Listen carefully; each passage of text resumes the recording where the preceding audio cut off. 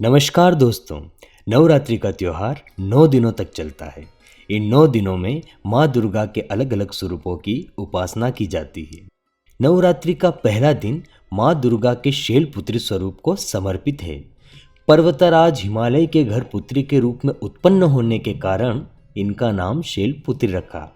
माँ का यह स्वरूप बेहद ही शुभ माना जाता है।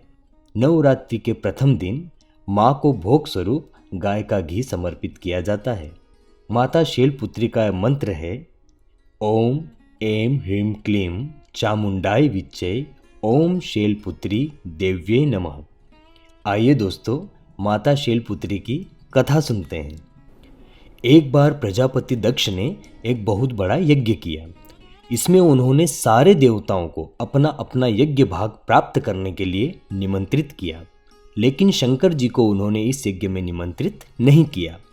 सती ने जब सुना कि उनके पिता एक अत्यंत विशाल यज्ञ का अनुष्ठान कर रहे हैं, तब वहां जाने के लिए उनका मन विकल हो उठा। अपनी यह इच्छा उन्होंने शंकर जी को बताई। सारी बातों पर विचार करने के बाद उन्होंने कहा, प्रजापति दक्ष किसी कारण से हमसे नाराज हैं।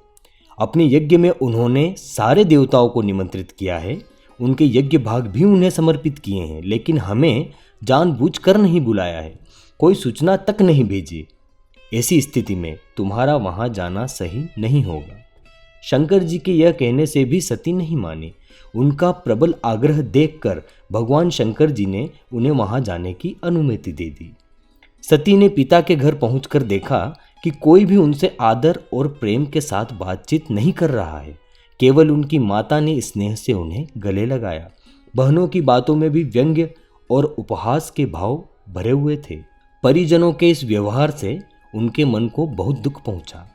यह सब देखकर सती का हृदय शोक, ग्लानि और क्रोध से संतप्त हो उठा। उन्होंने सोचा, भगवान शंकर जी की बात न मान यहाँ आकर मैंने बहुत बड़ी गलती की है। वे अपने पति भगवान शंकर के इस अपमान को सह न सकी। उन्होंने अपने उस रूप को तत्क्षण वहीं योगाग्नि द्वारा जलाकर भस्म कर दिया। वज्रपात के समान इस दारुण दुखद घटना को सुनकर शंकर जी ने क्रुद्ध हो अपने गणों को भेजकर दक्ष के उस यज्ञ का पूर्णतः विध्वंस करा दिया। सती ने योगाग्नि द्वारा अपने शरीर को भस्म कर अगले जन्म में शैलराज हिमालय की पुत्री के रूप में जन्म लिया। इस बार वे माता शैलपुत्री के नाम से विख्यात हुई।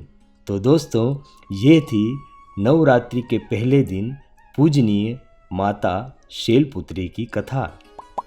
इसी प्रकार के वीडियोस पाने के लिए सब्सक्राइब करें हमारे चैनल बोधिगीत को। धन्यवाद।